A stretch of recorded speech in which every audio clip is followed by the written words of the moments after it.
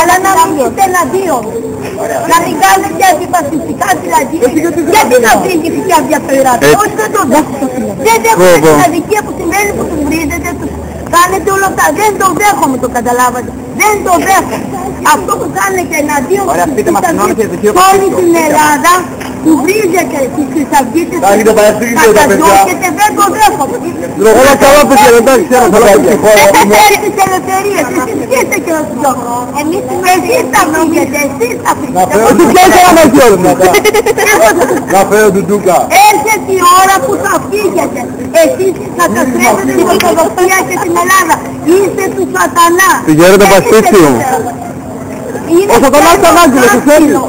Και έρχεται η ώρα του τέλους του σατανά. Έρχεται η ώρα του τέλους του σατανά. Και εσείς θα φύγετε όλα στην Ελλάδα. Όλοι θα εξαφανιστείτε. Και εσύ αυγή θα εξαφανιστεί γάμο. Ερθούμε. Η ώρα που θα φύγετε όλοι σας, όλα θα σας... Δεν είστε κανείς να φύγετε.